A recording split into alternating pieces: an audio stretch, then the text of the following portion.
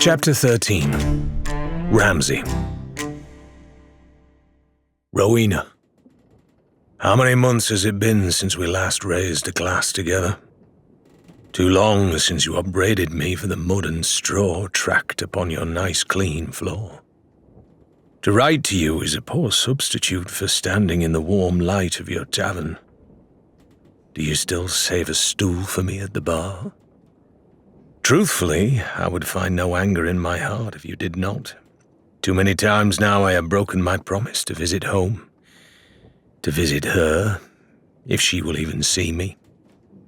It is this place, Rowena, this sea of thieves.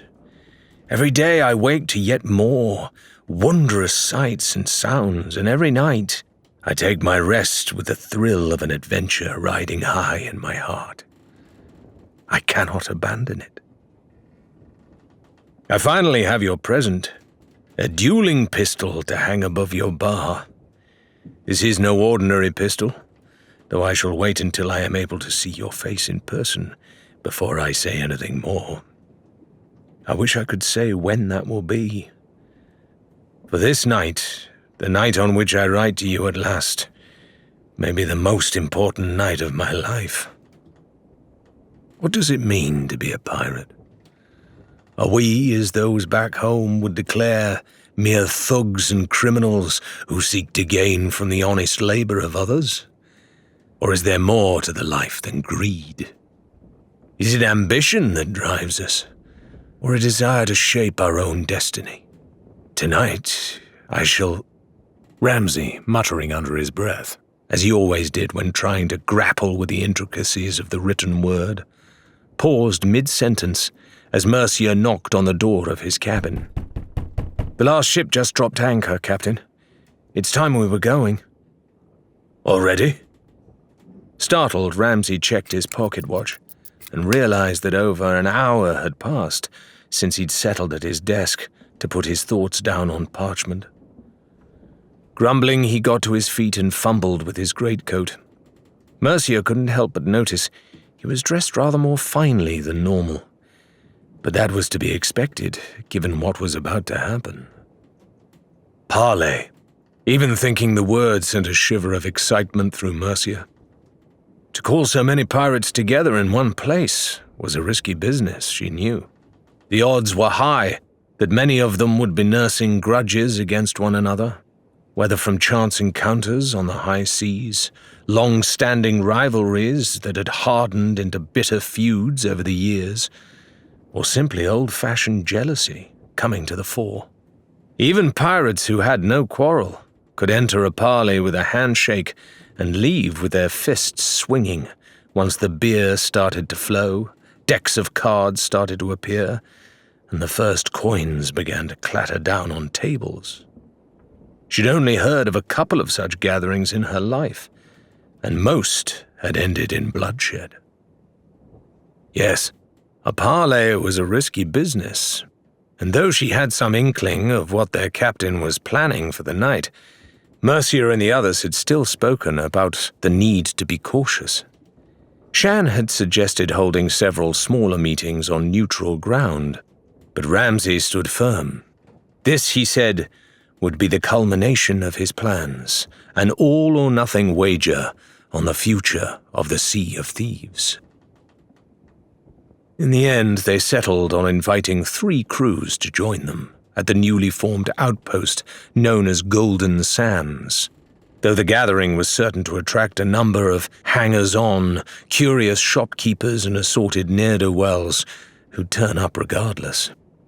Each of the captains Ramsay had finally settled upon had made both a reputation and a fortune for themselves since their arrival at the Sea of Thieves, and all had expressed a desire to meet with Ramsay in person. The first to arrive was Eli Slate, a brusque and straight-talking fellow with whom Ramsay had apparently had prior dealings. Mercier knew very little about him, but his ship was as sleek as they came, shining and polished, with crimson sails and a brown bear figurehead. Ramsay had informed her that the vessel was named the Morning Star.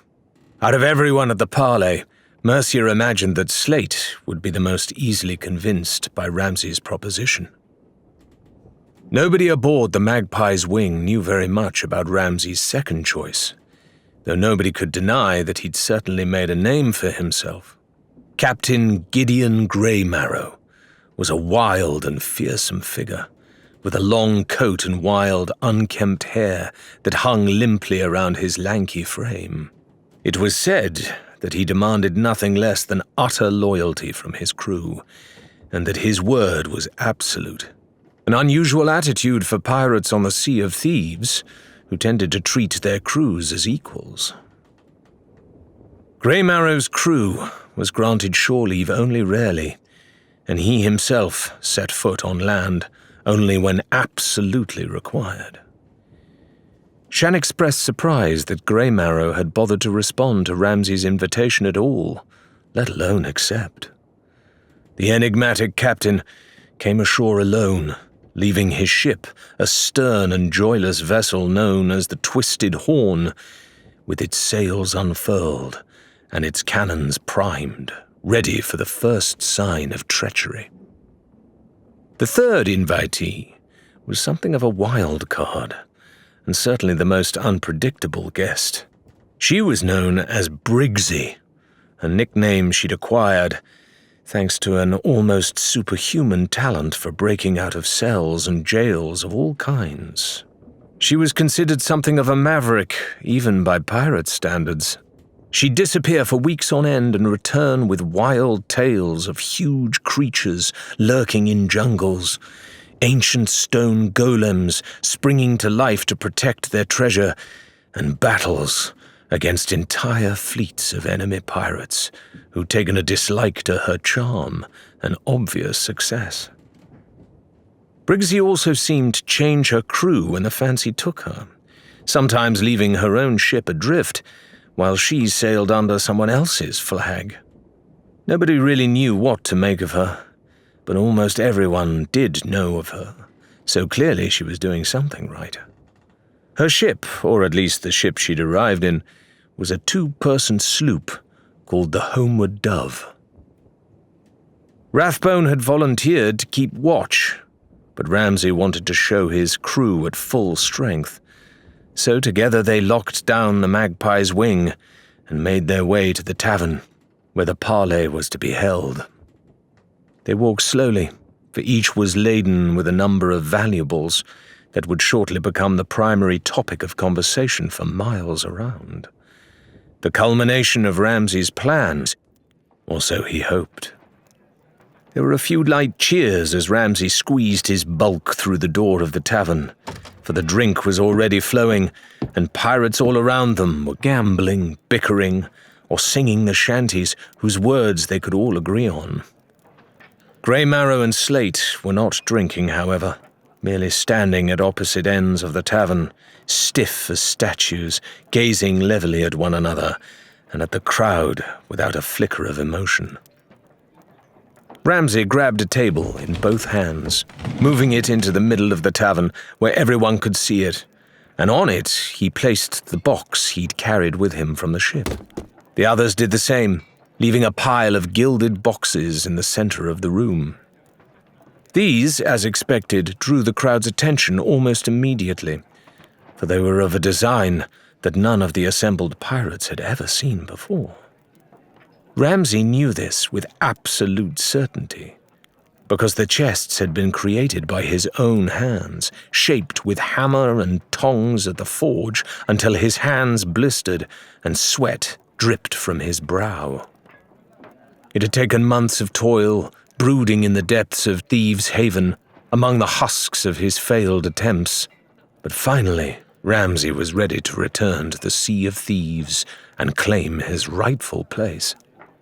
"My friends," Ramsay bellowed, banging 2 tankards noisily together and quelling the conversation. People were already beginning to shuffle into a loose circle so they could get a look at the enticing treasures atop the table. "The last time I addressed a crowd in this way, it was on the eve of our return through the Devil's Shroud. We brought with us what we believed to be great treasures, Fine rubies and emeralds, golden crowns and silver bracelets for all to see. The crowd cheered at this, and several mugs were drained. The truth of it, Ramsay continued, was that we had not yet begun to comprehend the real treasures that awaited us here. Since then, we have all sailed out upon these vast and untamed waters. Sometimes we have been allies, sometimes we have been opponents. All of us have learned that this world is stranger and more dangerous, more alive and fantastic than we ever could have dreamed. Ours is a world of great power and terrible curses, of vast riches and ancient knowledge that lurks beneath the waves. It is a world so full of mystery and wonder that we could journey for 100 years, and every day it would bring us something new. They call this place the Sea of Thieves. But if that is all we are, if we allow our greed to consume us, if we continue to prey upon one another, and to steal from a fellow pirate's pocket instead of celebrating their glory and achievements, then thieves is all we shall ever be. I say to you tonight, rogues and rascals, scoundrels and scallywags alike, that there can be a better way for all of us. The strong prey upon the weak. It was a hoarse, croaking rasp of derision, and it was coming from Grey Marrow, who had yet to move from his spot in the corner. That is not folly, Ramsay. That is fact. A fool who cannot hold his tongue will feel a fist upon his lip, and a pirate who cannot hold on to his gold will wave it goodbye. Who are you, so high and mighty, to tell us that we should be ashamed to think that way, eh? You, who lost his fortune when his hideout was turned over not 1 year ago. This last comment drew a laugh, but also a few jeers and calls of derision. Mostly, Mercia noticed, from a gang loitering in the shadows at the back of the room. There was something vaguely familiar about them, though she didn't recognize their outfits. Too right, called a voice from the crowd. I came here to get away from the trading companies and soldiers trying to tell me what I can and can't do. It's my life, and I'll live it how I want. Take what I want. This too got a cheer from the back of the crowd. Captain Slate, who had lit his pipe during the exchange, blew a gently smoking O across the tavern and coughed lightly. I agree, at least in principle, he stated to the room at large. We are alone out here, and that gives us our freedom, but these are strange shores. If we keep blowing each other to pieces, squabbling over the same handful of coins, there'll come a day when none of us can afford to patch up our ships or buy a barrel of grog for our crew. But what are you suggesting, Ramsay? He turned to face the man he was addressing. Some kind of treaty? Rules? More jeers, louder this time. Stronger now, and wakeful from the slumber of ages. Belly full and hide toughened enough to brave these unfamiliar waters. Searching and seeking. Not rules, Ramsay said, his voice low and level. Rule. Mine. And as for my fortune, Grey Marrow. He swept back the folds of his coat to reveal a large ring of silver keys upon his belt, each as ornate as the boxes on the table, and they were taken in hand as he moved toward the largest of the chests.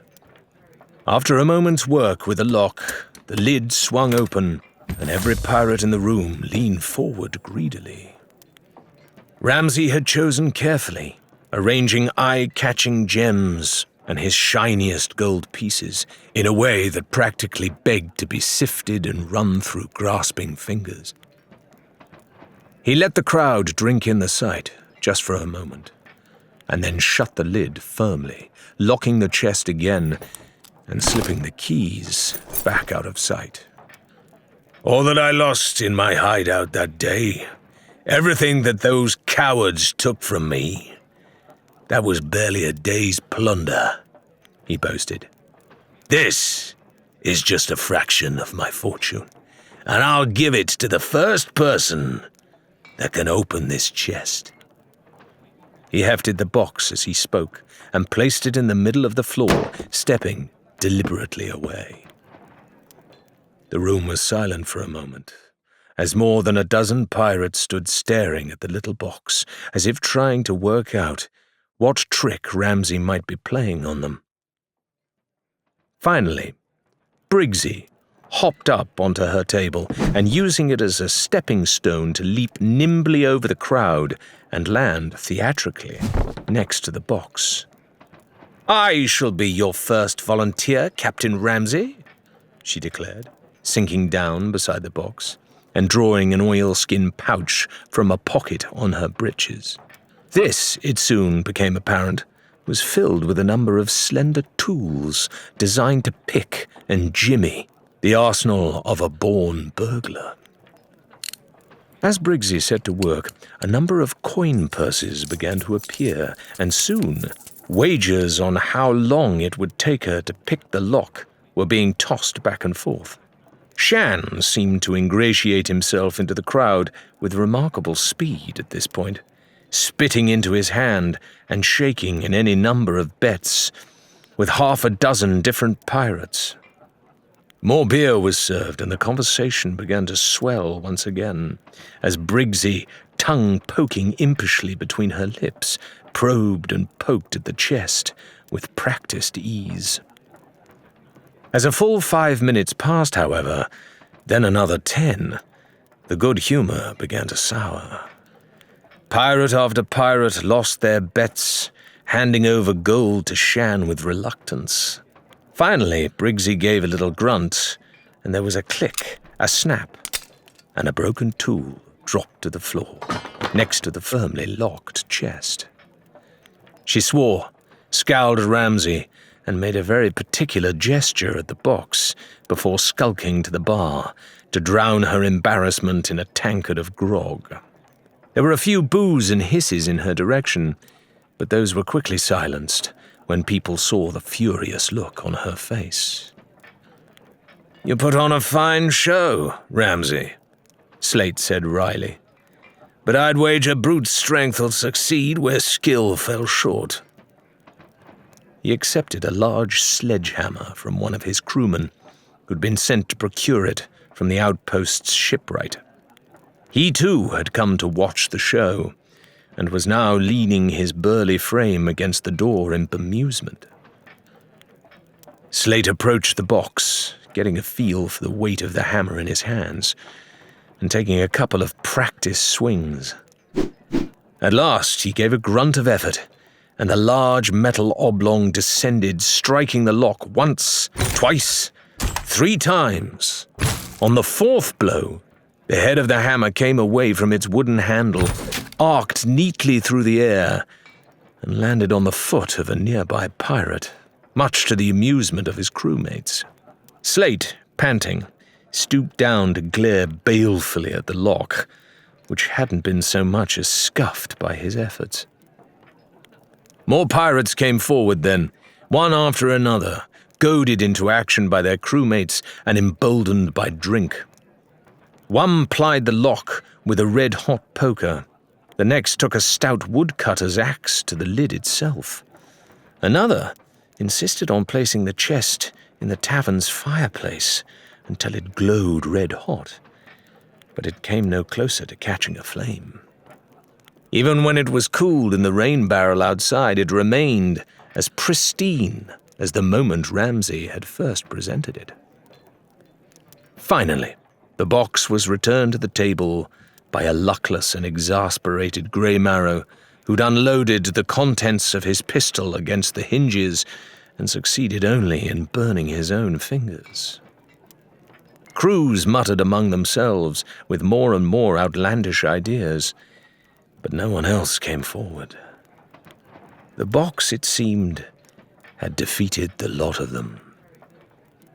gliding through current and tide, letting the pull of hunger light a path to the distant prey, their scent diminished by time, but not forgotten.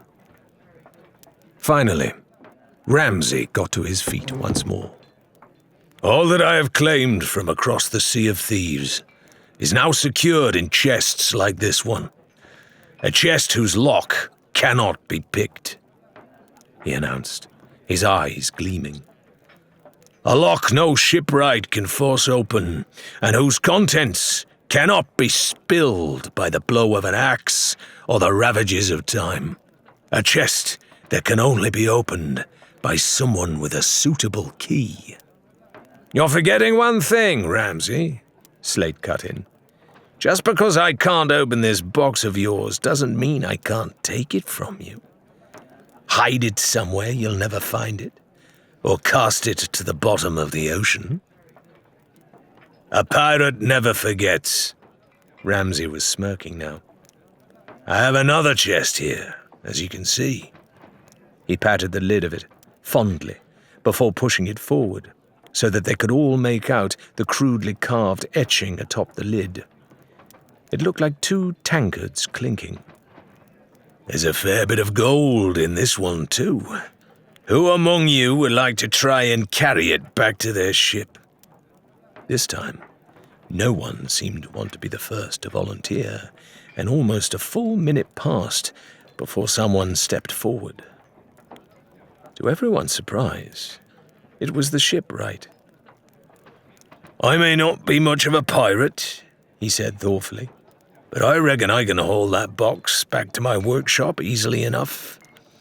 And if I do, Captain, will you hold up your end of the bargain and open it with those fancy keys of yours?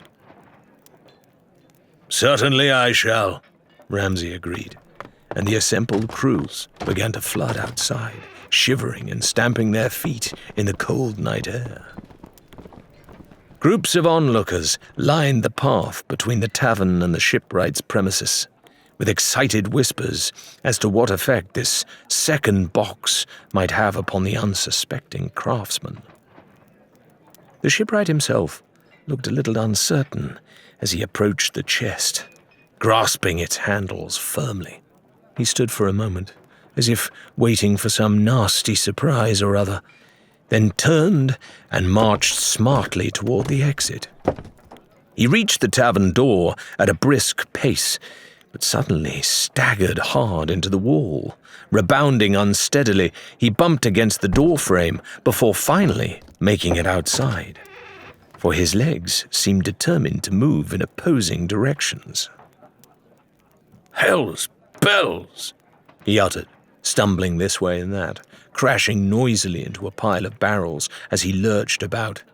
I've not touched a drop in 5 years, but I feel dizzier than a bellboy in a brewery. The crowd doubled over with laughter at every stagger and crash the shipwright made as he swayed along the path, but he managed to take step after faltering step, making it as far as the dock before the chest's effects finally overcame him. The box slipped from his grasp, his eyes rolled up into his head, and he tipped sideways into the water. There was a great round of applause, and a few kinder souls moved to help the stricken man back to dry land. Grey Marrow faced Ramsay now, but he wasn't laughing. So, it's sorcery you've turned your hand to, is it? He demanded. Going to trade your captain's hat for an alchemist's robe, perhaps? How many nights did you spend working on that box of tricks when you could have been out with your crew, drinking and fighting and looting like the rest of us? Some sixth sense made Mercia glance across at Rathbone just then, but his expression was inscrutable. Ramsay raised his voice, so he was addressing the crowd rather than Grey Marrow. Magic is alive and well on the Sea of Thieves. There is no point denying it. I see a couple of you in the crowd with golden fingers from handling forbidden coins, or a cursing bracelet you cannot seem to take off. I say we shouldn't fear what we cannot understand. Not when we can use it to our advantage, as I have. Closer still to the little shapes that flit where the world ends.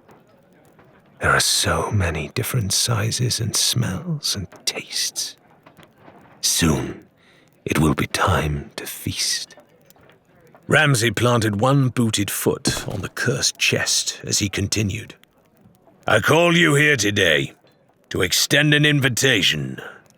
Membership to a union of pirates under my command. An alliance, if you prefer. One that agrees never to steal from one another, to come to each other's aid when needed, and to keep the pirate ways alive out here. To guard the secrets of this place, and to share what we learn amongst ourselves. In return, you'll get your own chests, just like mine, to store the vast fortune we'll be finding. Chests that'll curse any pirate who tries to steal them, and chests that only you'll be able to open, because you'll have one of my special keys. The whole outpost seemed to erupt in a storm at Ramsay's words. No one seemed to know quite how to react to the enormity of what he was proposing. Staring across at his crew, Ramsay could see similarly conflicted expressions on their faces. The alliance was a part of his plan that he hadn't dared speak of to them, not even while Shan worked to shape the cursed metal into functioning locks and Mercia carefully applied the devious curses she'd devised. Grey Marrow began to move, and as he did, a strange silence fell upon the crowd. He strode so close to Ramsay that their noses were practically touching, and his raspy voice shook with fury as he spoke. Those words, he snarled, are an insult to every pirate here, to pirates everywhere. Ye dare suggest that we all should dance to the tune you're whistling? And follow your orders just because you've dreamt up a piece of hocus-pocus or two? He spat at the chest contemptuously, a wad of tobacco striking Ramsay's boot. To ever sail out in your name while you tell us how to think, how to live, like some kind of pirate lord? His rage was echoed in a number of angry shouts from around the outpost, and Grey Marrow pushed rudely past Ramsay up the dock where his ship was moored. Well, hear me well, Ramsay. I'll be damned before I ever strike a bargain with you. He strode out of sight, and a few moments later the twisted horn vanished into the gloom. Barely anyone saw the ship leave, however, because those final words had ignited sudden quarrels between groups of formerly friendly pirates. Slate, in particular, was in a heated conversation with his crew, though whether or not he'd been swayed by Ramsay's offer was impossible to say. Ramsay let out a great sigh, turning to find Mercia at his side. She had quietly reclaimed the sealed chest from its spot in the tavern, and was now watching the arguments blaze around them, her face blank. What did you think? He asked her, finding himself oddly keen to seek her approval. I think you should have been completely honest with your crew, she said coldly, though her expression softened a little when she saw his shoulders sag. Some will never agree to an alliance, Ramsay, but a few might. Once they've had a chance to sober up and think it through without worrying about their pride, perhaps. She laid a hand on his arm. Rathbone and Shan are already heading back to the wing, and I think we should join them. Ramsay looked older than Mercia had ever seen him, as he nodded wordlessly, stooping to pick up the chest at his feet. They'd barely made it halfway along the boardwalk, however, when a loud warning bell rang out from one of the docked ships. Another joined it, and another, forming a jangling cacophony that echoed around the outpost and caught everyone's attention. Shan was bellowing over to them, screaming a word from the deck of the Magpie's wing, but there was no way to hear him over the sudden panic. Pirates all around them were breaking into sprints, racing back to their ships to deal with whatever might be happening. Ramsey and Mercia did likewise, uncertain as to what could rattle such a huge number of experienced pirates. They were almost home when the sea itself seemed to explode, showering the outpost with mist and spray and violently rocking every ship that was docked there. Suddenly, they understood what Shan had been trying so desperately to tell them. Kraken.